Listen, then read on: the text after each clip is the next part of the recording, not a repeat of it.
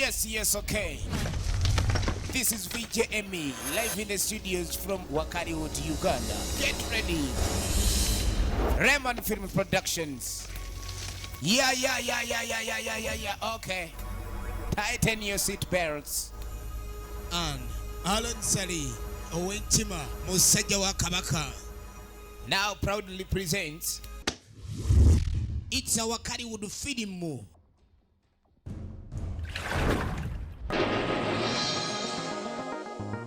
Who killed the Captain Alexi? The Ugandan first action-packed movie. Who killed the Captain Alexi? Yeah. Hello, listening people. Hello. You're listening to Spin Polish Presents Pictures Powwow. I am one of your hosts, Ryan Swinsky. And I am Bartek on the MIC. On the MIC! Yes, we spin Polish, likingly, because we are always spinning. And we are the first ever action-packed Polish podcast ever made. We are in the top Polish podcast, We are in the top 10 Polish podcasts. I don't think any of the other ones are action, so... No, we are the action podcast. So, like I said, we're Ryan and Bartek. Pictures Powwow is the show that we are doing, our weekly show in which we cover a movie that has come recommended, whether the recommendation is from Bartek, myself, or the listening people. This week, we are covering a movie. Not just a movie, but the greatest super action film ever made movie, which was recommended from the listening people. One of our friends from university, Jordan King, recommended a while back that we cover Uganda's first action movie, Who Killed Captain Alex, from 2010.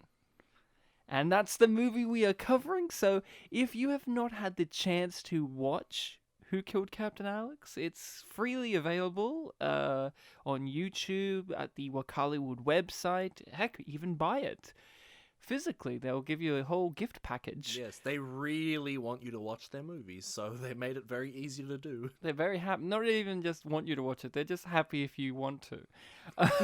They're just happy that they want you to. That you want to. So we are going to be talking about this movie in depth. I mean, I laugh because it's like, what depth?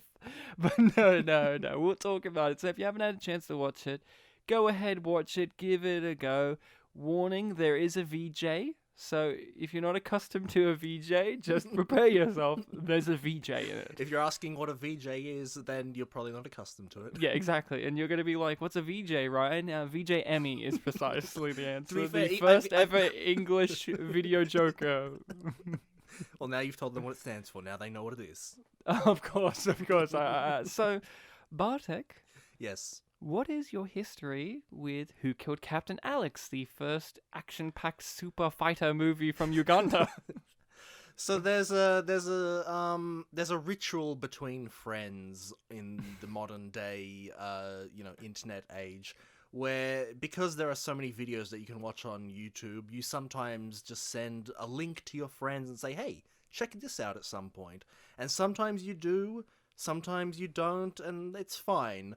Ryan and I sometimes do this to each other, and there was one time where Ryan sent me a video which was from the channel I Hate Everything, covering a film called Who Killed Captain Alex, and this was one that I was like, oh yeah, maybe I'll check this out at some point, thinking like, if I do, I don't, it doesn't matter. But this was one that you kept like pressuring me to, like, hey, have you checked out that video yet? And so I was like, okay, I think maybe I really should check this video out, and I did.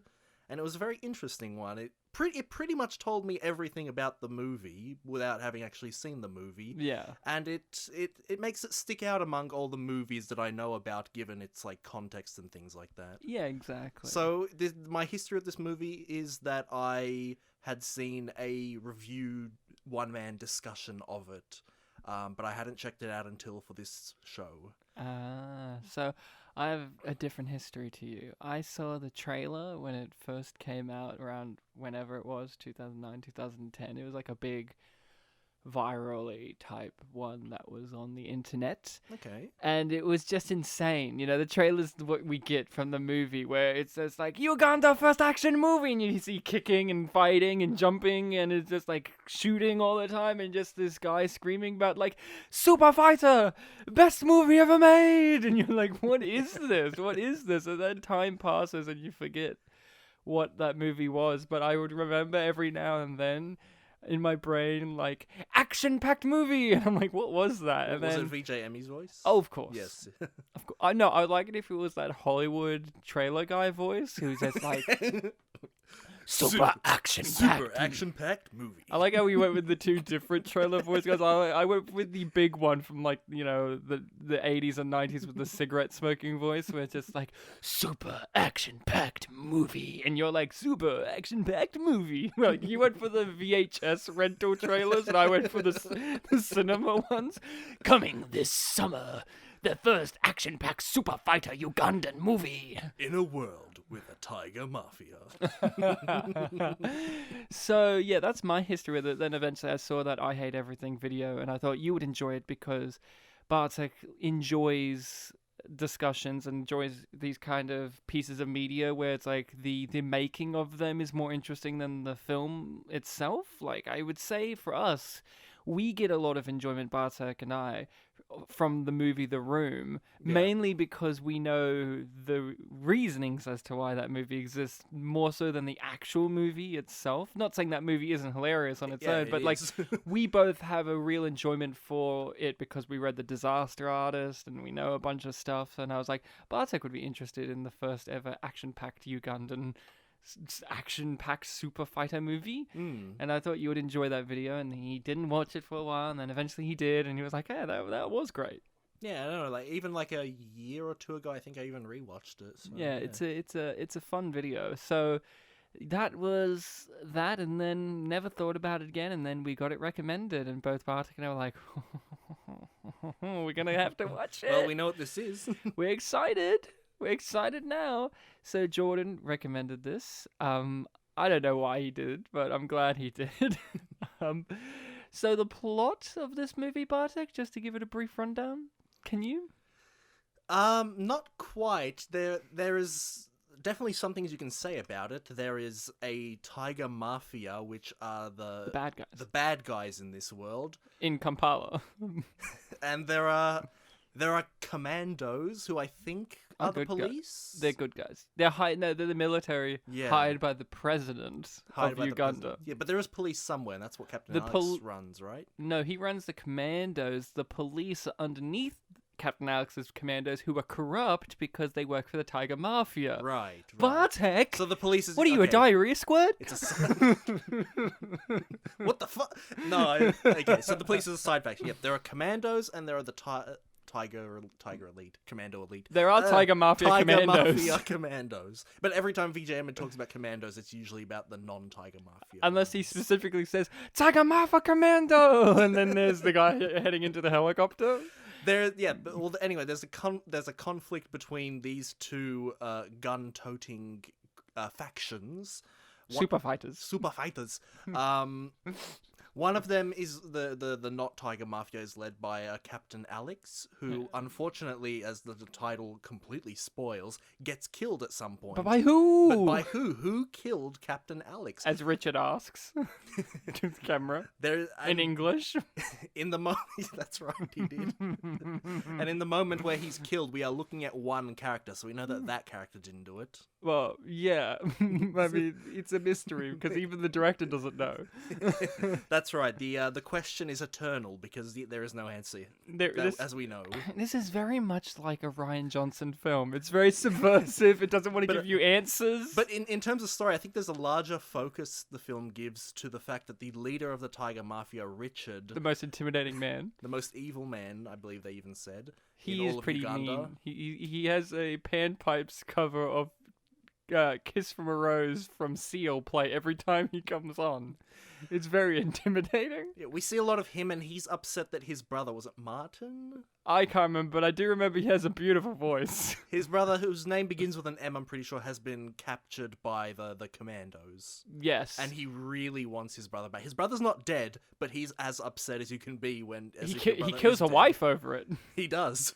Because they're just... We couldn't save your brother, but we saved one of your wives. He just shoots the wife. Not only does he do that, but isn't that the line? I can't remember the exact line off the top of my head, but it's like, who's this bitch? And then he shoots her, and then VJ Emmy's like dead or something absurd. Oh, and there's also a focus on Captain Alex's brother, who is a student Well, once from Captain Alex dies, his Yes. brother literally enters to be him now. yeah, and he's a student of a Shaolin monk temple. But he needs a master to teach him how to do martial arts for revenge. But they're like, we can't. Revenge is not the way. It's for self-defense and physical fitness. Yes, As and we he's all know. he's fit, by the way. Oh, he's not just Bruce Lee. He's the Ugandan Bruce Lee, Bruce Yu. They call him Bruce Yu.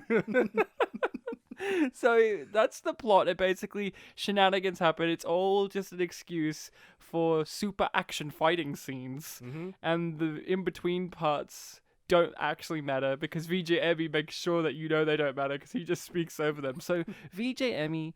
Obviously, we were joking around about what's a VJ. A video joker is a specifically Ugandan It's the way film yeah. feature in which it's like for different dialects and stuff as well. So it's like they get a random comedian or commentator to talk over the movie and basically summarize what's happening in scenes in a very jovial, joking, mocking type of way.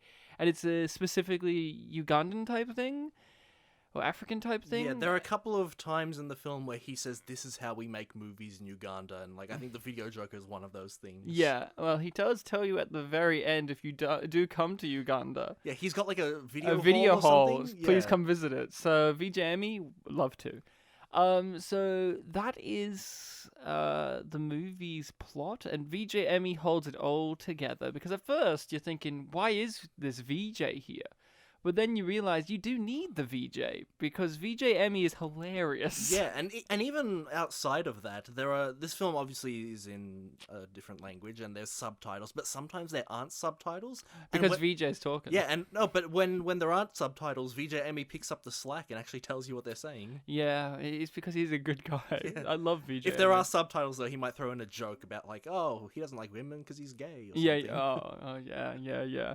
So, yeah, VJ Emmy, the reason why the English copy and any copy only has VJ Emmy is because the director, who, let's not forget, is in Uganda, a third world country, had built his computer from literal scraps and doesn't have enough room on his hard drive to keep the movies on there. So once he's done with movies and he distributes them, he deletes them from his hard drive. So the only existing copy Is the video is the one Emmy with cut. VJ Emmy on it. So if you're looking desperately for a non-VJ cut, you're gonna be shit out of You luck. got to time travel. You got to do a lot of legwork. You got to find like the Ark of the Covenant and open it up. There's like, oh, there it is. You know how in our Legend episode you wrote director's commentary as part of the title? Yeah, You gotta director's put cut. VJ Emmy cut. The VJ cut. The VJ cut. The first ever VJ in English cut, which is a very big deal. So Bartek, you and I knew about VJ Emmy. Yes. I didn't remember his name. We've but joked yeah. about him a lot. Last episode, I was hyping up this movie by Before saying, you- movie! Before you even said what the movie was, I caught the reference. I'm like, oh, we're finally doing this one because I knew it was on the list. But knowing about VJ Emmy and experiencing VJ Emmy are very different things. How was it for you to experience VJ Emmy on the MIC? You know what? And I feel like I Hate Everything said the exact same thing. At first, it was kind of distracting, but as the film went on, it just became a natural thing. I was with him from the very beginning when when we catch him and he's talking to someone else, and then he's like, oh, VJ Emmy, the first ever video joker in English, live in Hollywood Studios. And then he's like talking, and when he tells us to tighten our seatbelts, I was like, I'm in.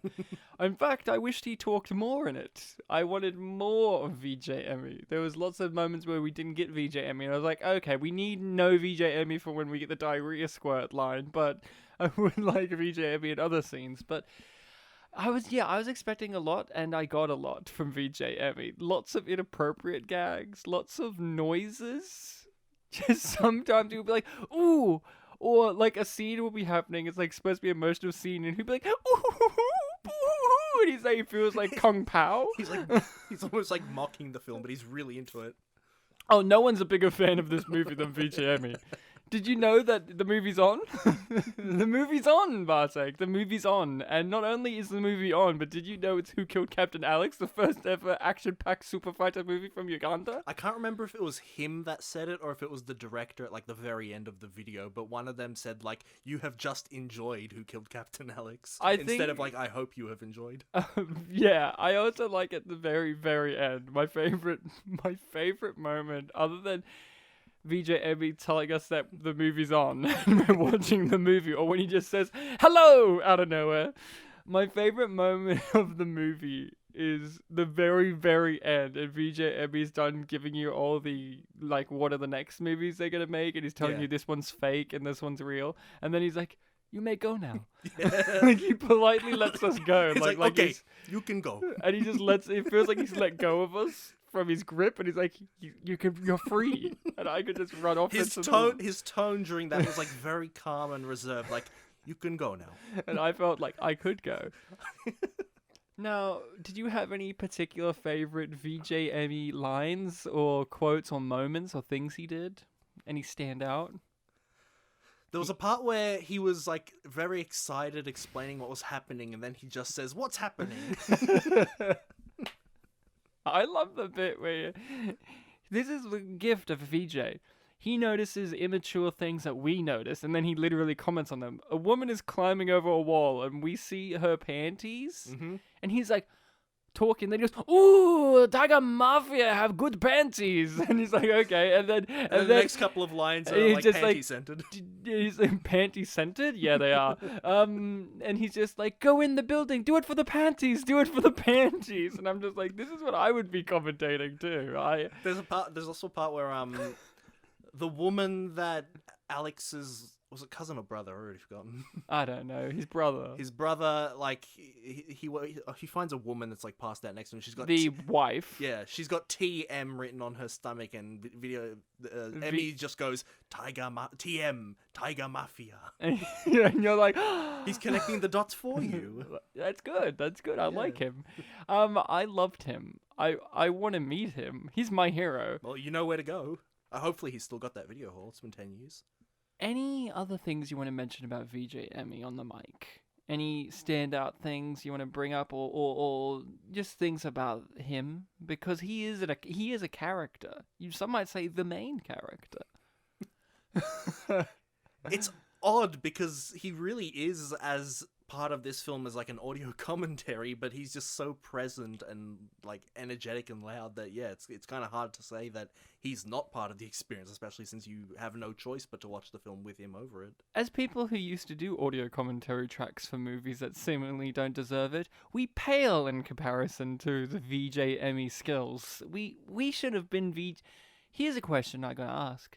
Now that we have experienced for our own eyes and ears a VJ in English, yep, would you be interested in hearing VJs in English more often, and or VJ that format be done outside of just Uganda? Would you be interested in having a VJ copy of a movie? I'd be interested to see, because obviously this is like the one example that I know of, and maybe same to you, one example of one guy in one film. I wonder if he's a like typical style of video joker, if there are other, like, people have their own styles of comedy or commentary. Yeah. Him specifically, of course, it would be fun to see another of him, but if this is really how they do films in Uganda, I am curious to see other films from Uganda with video jokers over them. But also, would you be keen on that style, that format, that idea of a video joker come across into other countries? Would you want to listen to a video joker for an acclaimed Hollywood movie? That would be bizarre, because one of the big appeals of this film, which if you look anywhere online, this is the sentiment you'll get, is that this film is like zero budget, all heart kind of thing. Yeah. So, and I was thinking about this when I was watching the film. So when you've always got your first project in a thing that you might do a million times, right? And when you start, you will have an idea of the theory of how to do all that. So, like, you'll have, for film, camera techniques, lighting techniques, all sorts of different production things. and it might seem like, you know, you're holding back a little bit on your instincts because you want to do it properly, kind of thing. But with this film, that buffer there is a little bit looser, and it feels like they are just doing things that they really want to do a lot of the time. While they're still doing it properly, but you know, they're let's show off some martial arts skills and, you know, things like that, and that's part of the charm of this film. If Video Joker over something more mainstream Hollywood, I'd be curious to see.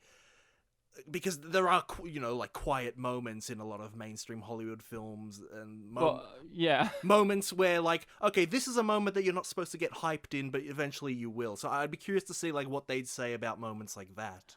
I would love specifically for VJ Emmy to do a really critically acclaimed Hollywood movie like Schindler's List. Schindler's List, or like The Godfather, or something like that. I want sad movies, and VJ's on the mic, and VJ Emmy's on the mic, and he'll be like, Schindler will be like, I'm trying to save as many Jews as I can.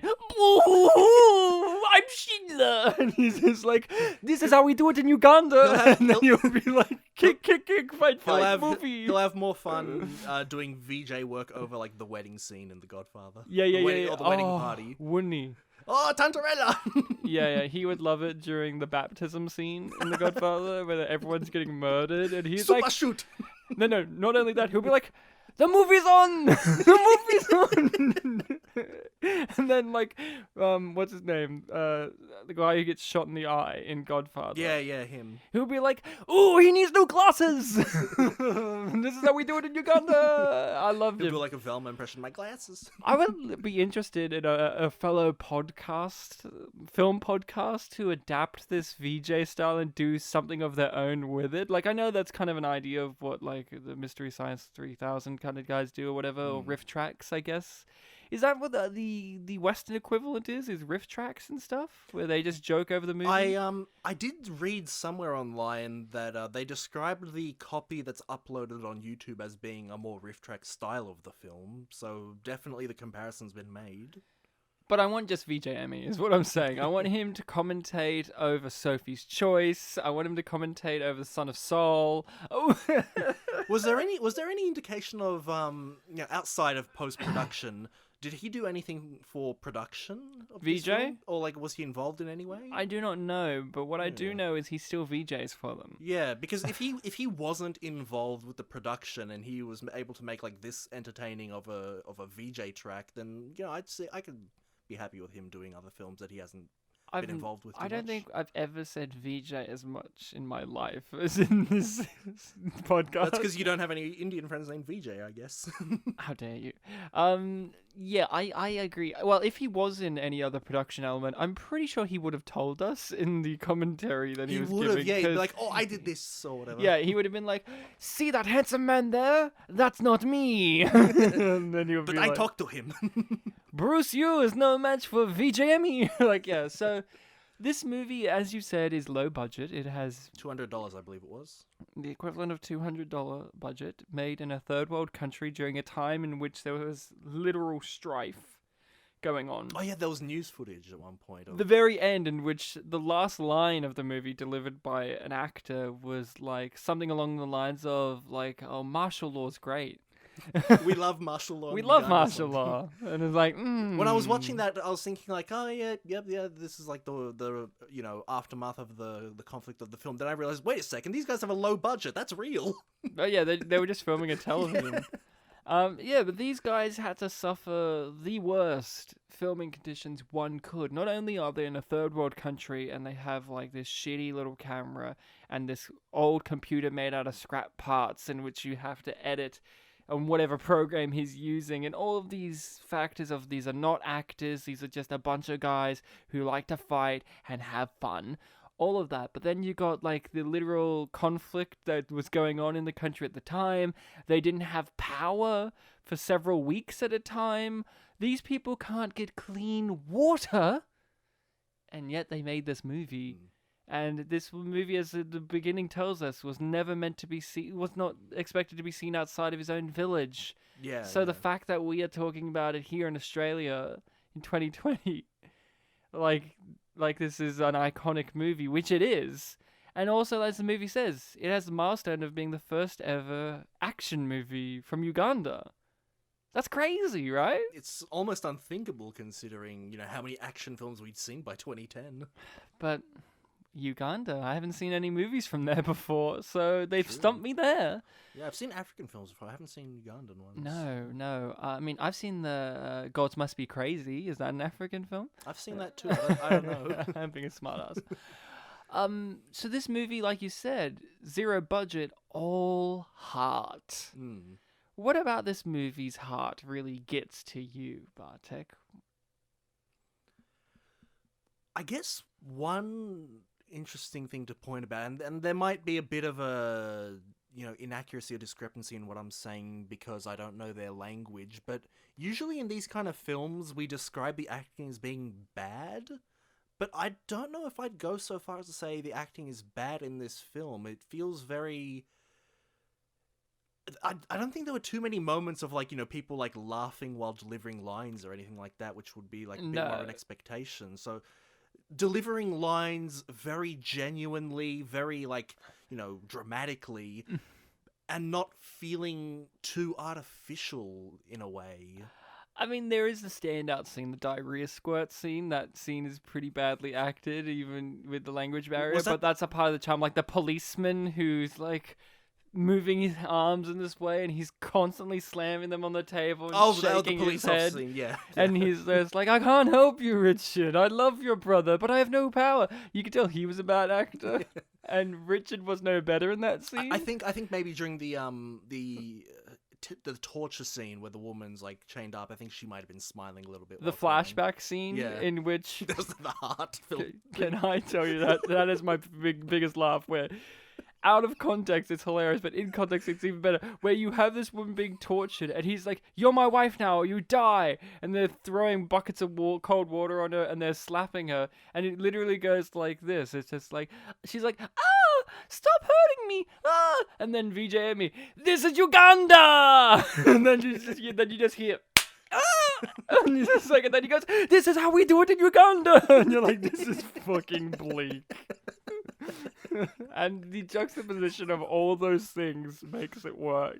The heart frame. The heart frame, the black and white. Because you see, she's meant to be the bad guy's wife, so there must be I mean, love, she right? got a tattoo at some point of being in the Tiger Mafia, even though she says, "I'm not in the mafia, I'm just a wife." But then later she's like, "I am in the mafia. I got a tattoo after all." But yeah, I agree. Like the acting, even though there's language barrier, you could tell it's obviously a bit wooden and these people aren't actors, but you could tell like they're committed. It reminds me of Ed Wood, the film that we had covered, and how he had his band of weirdos, who were all different levels of terrible actors or great actors, and they were all committed to this bizarro piece of work that had heart and soul behind it, but no money. But this is like the million times a million of that, because again, like we said, this is made in a third world country during a time of strife, with like no money and no idea of what they're doing. I mean, the director's never seen a film in a theater before. I don't know if he has in the 10 years since this, but like at the time when they made it, he was like, "I haven't seen a movie in the theater. No. Isn't that insane?" I think one of the things about this movie that speaks to me about the heart of it is the action's great. It does what it says. It's a super action-packed fighter. All of the action is fucking amazing. There's that scene in which, I want to say it's the brother of Captain Alex. He's with the wife that got shot, of Richard's wife that got shot, and he jumps over this brick wall, and you just see the camera quickly pans over, and there's like a soldier guy there, and it quickly pans back, and Captain Alex's brother just extends his leg and does this massive kick, and the camera tries to keep up with his leg, and the guy just flails off and screams, and it goes straight back to the brother, and they just move on. I have to say, that was amazing. His moves throughout the entire film are just like super captivating. Yeah, including when he's doing push-ups at the water, and it's like this guy's physical movements might be like, is there anyone else in cinema history that's like looked better? Honestly? I can tell you, they Yeah. already said he's the Ugandan Bruce Lee. That's what he is. He's Bruce Yu. I guess just the juxtaposition of the fact that they don't have like special effects or like a lot of editing things. It's just like I mean, they do have special effects. They do have some very basic ones, but not ones that you can like CG over or like. You just see raw, like, this is what the camera was looking at. Yeah, this is them This fighting. guy's, like, incredibly quick moves that, like, he does 4 things in 2 seconds. Just, yeah, it's amazing. And he could kill you. Yeah. He's probably a nice guy. That's what I mean. Like, they did what they went out to do. They're entertaining, but they also made a captivating action movie where the action is what's captivating, not so much the story. We don't care about the conflict between the Ugandan commandos led by Captain Alex and the Tiger Mafia. Led by Richard. Led by Richard. The scariest man who just wants his brother and his sweet, sweet voice back. Not his wives, though. There's too many of them. His brother's just one person. He has like many wives. Do we see the brother? No, I'm pretty sure we never do. But if we do, I forget. Because a lot of the actors play a lot of roles because they have to have a lot of bodies. Yeah, wasn't there a Russian spy at some point? Yeah, Russian mercenary guy who wore the red singlet, and I don't know what happened to him. And over the There was radio, Spider-Man. someone kept saying "Das Vidanya" or something. Well, yeah, because Russians. And then obviously there's Spider-Man. You remember Spider-Man? The guy who wore a Spider-Man mask throughout the whole movie, or like a hoodie. There was someone like that, wasn't there? Yeah, I don't think he had any lines, but he was just there a lot. Yeah. Yeah, this movie is just insanity captured in a bottle and thrown at your face. Because it's just like, oh, jeez. Yeah, even outside of the martial arts scenes, there's a lot of like gunfight scenes, and obviously there's a bit more like passivity and movements there. But like when they Not like, in their faces, though. yeah, not in their faces, but like when they leap into like muddy water, that like feels quite raw. Oh, yeah. There was so many times I was worried for them. Like in the bar scene where they're drinking the paint water and the guy just randomly throws a bottle at the camera and you're like, oh, jeez, where did that come from? I could see, yeah, in a more first world site like Hollywood, we'll just say Hollywood. Not Nollywood. Not Nollywood. We don't watch films from Nollywood. She wasn't getting tortured for running away. She was getting tortured for watching Nigerian cinema. Nollywood. No, but in Hollywood, yeah, you'd see like you could imagine, they leap into muddy water, cut, and it's like, all right, clean me off. Oh, yeah. Here's a towel. Here's a towel. They're wearing stuff underneath so that they don't get soaked through. Meanwhile, these guys, they're just like in the muddy water, boom. Yeah, sure, we'll use real cow's blood and only stop doing it because one of us got sick from drinking it accidentally. Like, whoops. Like, They were meant to spit it out, but they swallowed. yummy. Like, it's an admirable film. Like, I have to say, Bartek, out of all the films we've ever covered, including ones on the mystery box, this is the most ambitious film ever made. This is the most ambitious film ever made. We listed all the crazy stuff that this film's trying to achieve and the budget and the context of it all. And it did it. And here it is today. And it became this phenomenon and it became this hit. And people are excited for their new movies and they're still making movies. And like I said last episode, a part of this movie became a meme later on. Yeah, a line got repurposed. Ugandan Knuckles took it and was like... Because one of VJM's lines just happened to be, he knows the way of something. Yeah, and people just hooked onto that. So this film has a long life. It's been 10 years. And it's still going strong. And isn't that just... Honestly, I thought the film... It's like twice as old as I thought it was. I didn't know it was 2010. I thought it was like mid to 2010s or something. No, it just feels that way. I think just by that time in the mid-teens, it just became like everyone was talking about it again because people were actually watching it more. But this is an insane project, and I just love that it's captured the world. Like, I'm pretty sure the guy who did like the documentary on these guys, he was just like some... guy, I can't remember if he's English or American, and he heard about these guys and was just so fascinated. He just went straight to Uganda to meet them and kind of distribute this movie and kind of help them do films. When you say documentary, do you mean the footage that we see at the beginning and end of the video? There's or- a Hollywood documentary and okay. a commentary track as well, and the commentary track has like this guy talking to the director and all that, and I can't remember the guy's name, but yeah, there's this guy, and from the West, and he saw this, and he was so inspired and was just so taken aback, he just traveled straight there and met them, and he's just been there. I think he's still there, I don't know, but he was helping them and helped them and all this stuff to do social media and to do all this epic stuff, and that's just amazing, It's just like, this is so inspirational, Bartek and I are two people who did a creative arts degree, doing drama and other elements like writing or film or whatever.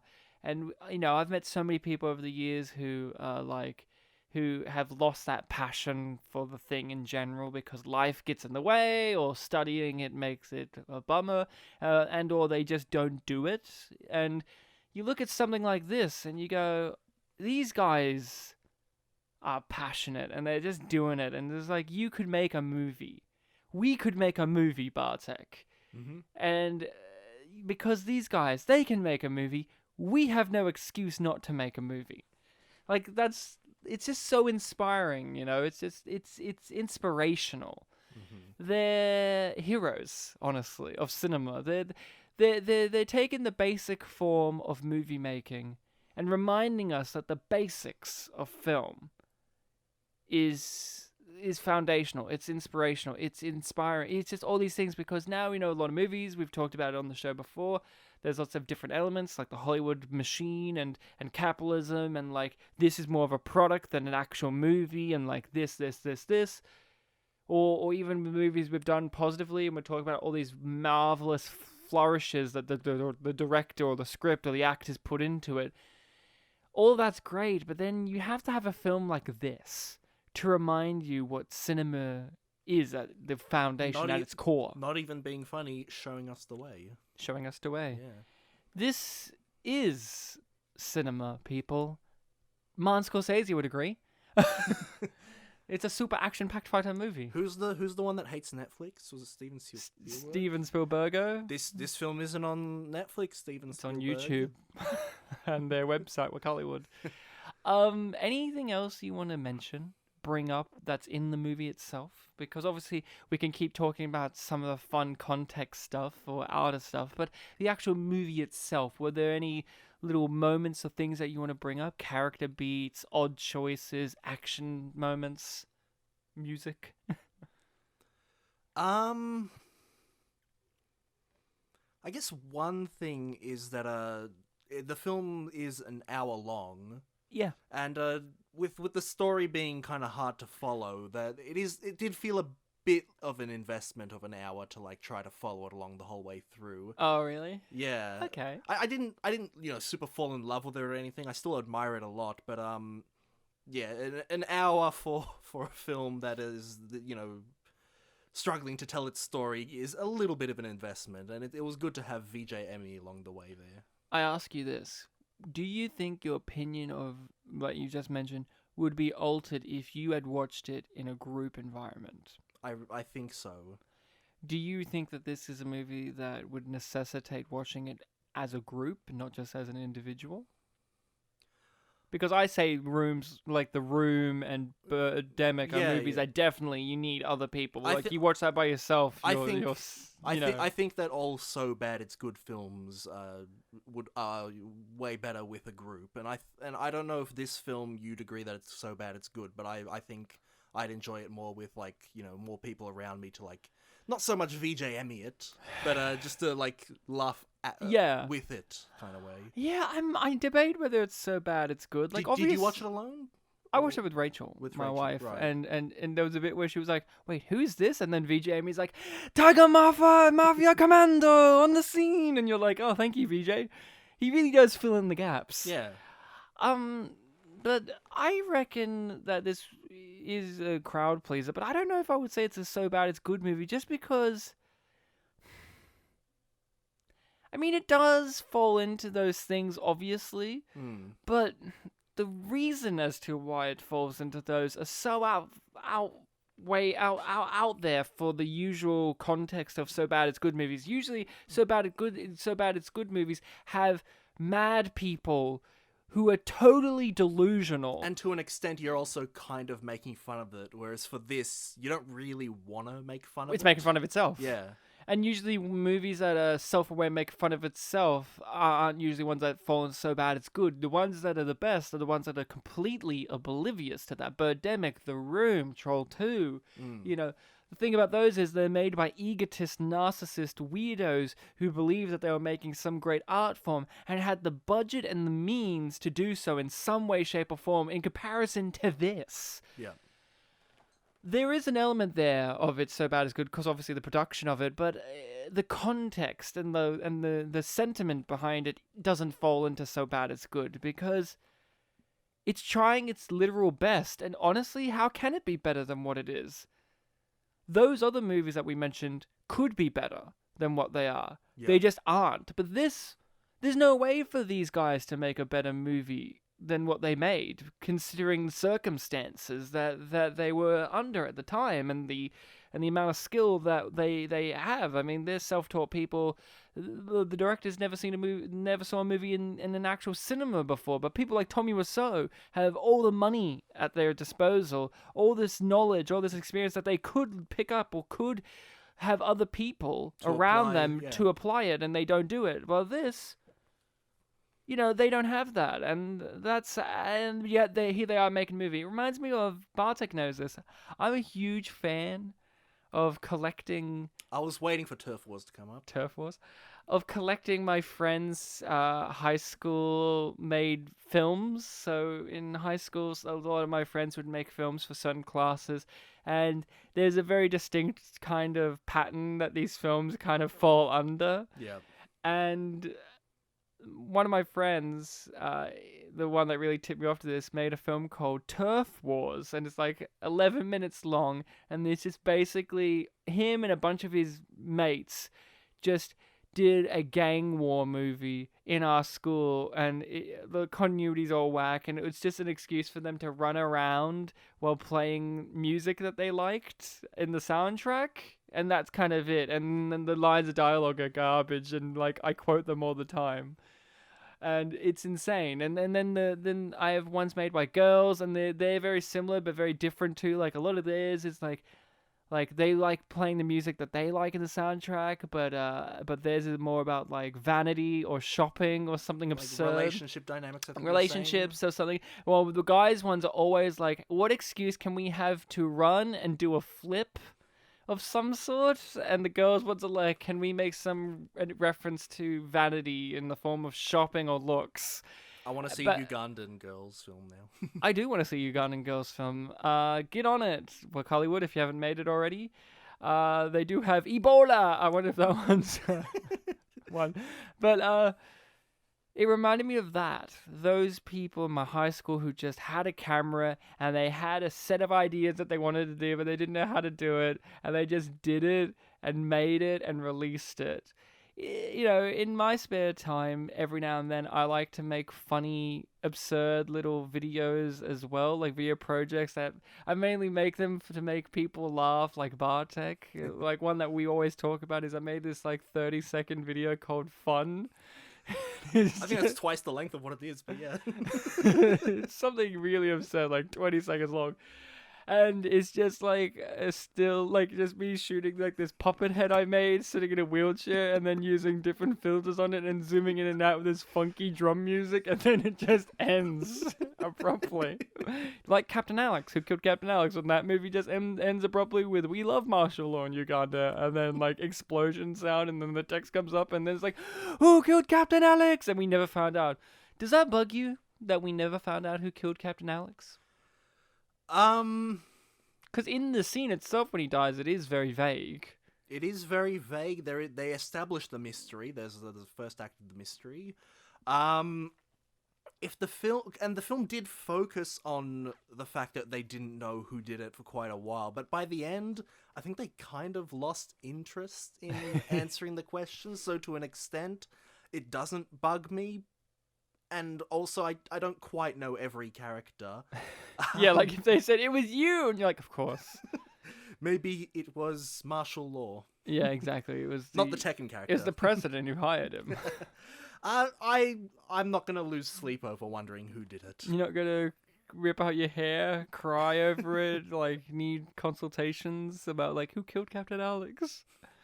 No, he's shaking his head on this one, guys. I think I had a dream last night about where I cried, but I don't think it was over this film. Jesus, Bartek. Can you tell us your dream? Why were you crying? It's gonna sound silly if I tell it. Is it about... So there were two incidents that happened in the dream. In the first incident, someone threw fake shit at me. I like how you know it's fake. Because it was a prank. Like, And that made you cry? No. And then there was a second incident where someone threw something red at me. And that made you cry? And the fact that it happened like twice in such a short period of time felt like everyone was against me. I don't know.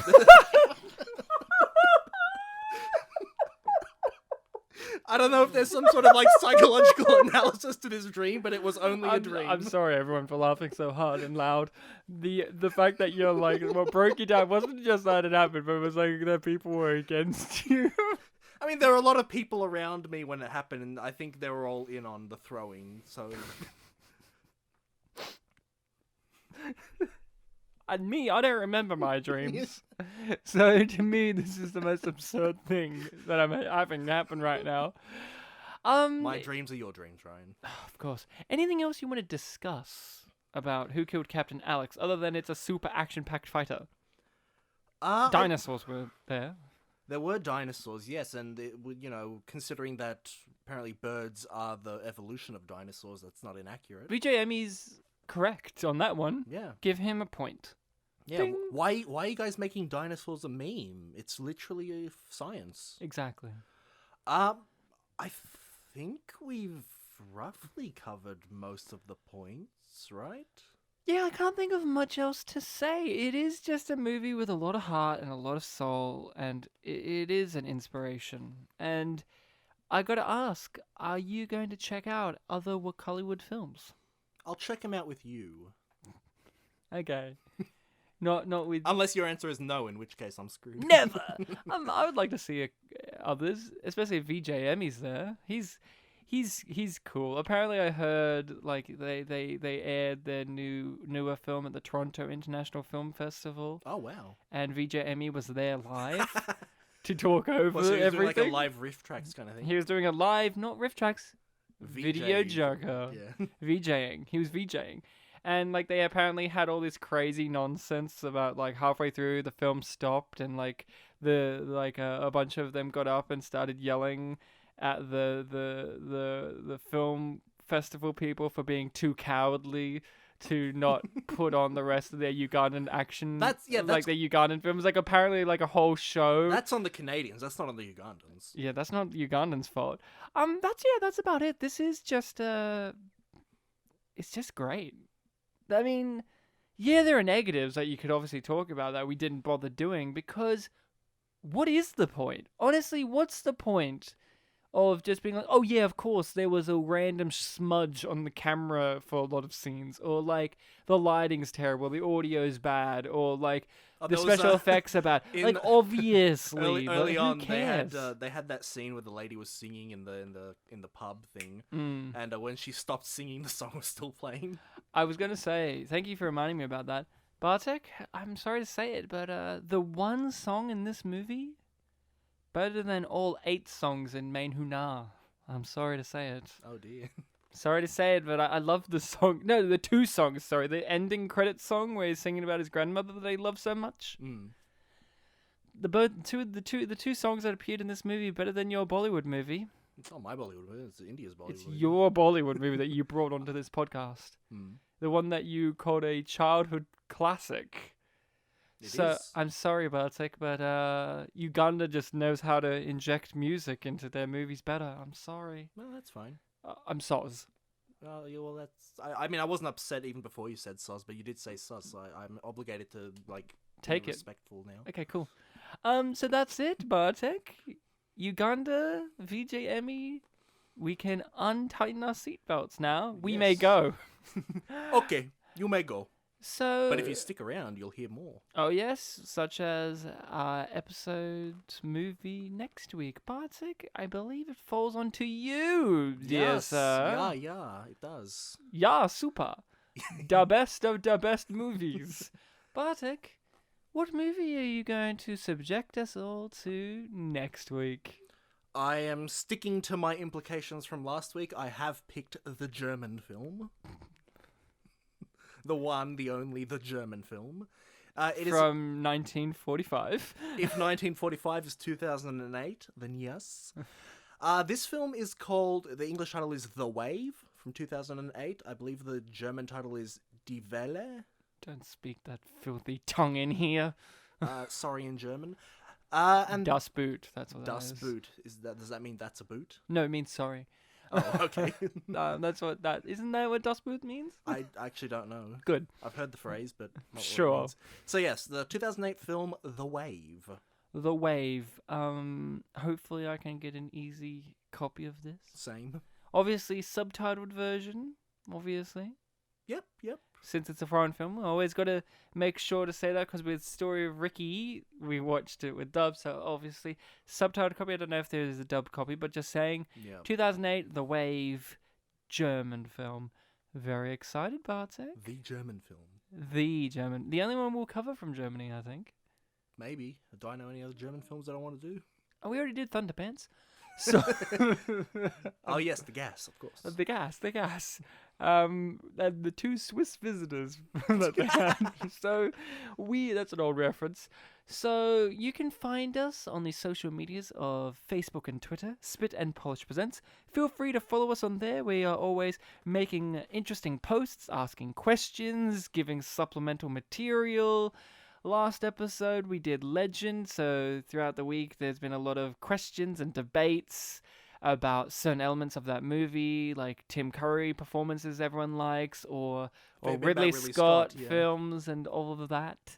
A lot of hot takes from people I forgot he did Thelma and Louise. who could. I did. I didn't even know you've seen it. I talked about it on my first podcast before you did. Me. Before I talked about it on your first podcast. Before you entered my life, but I phrased it as you did. Yes. So you can find us on there. We have our YouTube page as well. That's always a fun time. Our email is in the description, but if you do want to email us with your comments, movie suggestions, random opinions, all of that kind of nonsense. Funny gif? I don't know. Can you email gifs? Yeah, I've done it. I've emailed mass gifs in one email before. Wow. And I'm talking like 2010 era of internet. Okay. Our email is spitandpolished@gmail.com. You can easily email us there with your scams. We have received one. I believe it was in the Major Pain episode. That's right. Yeah. And Bartek, Yeah?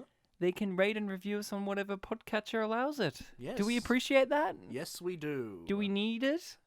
I'd like it. Okay. We've Bartek got- we- usually doesn't like things, so that's a pretty big thing You know, for him. there was a very, very long time between us starting the podcast and us really getting, like, you know, a lot of interaction on the internet, and we kept going. Yeah, nowadays we interact with people on the internet and tell them that they're wrong about Duplex or something. I don't know. It's a decent film, guys. Get over it, Julio. So, Bartek, a pleasure as always. Yes. It was a fun, super action-packed time. Until next time, listening people. Movie! Yeah, Auf Wiedersehen, baby. Okay, you can go.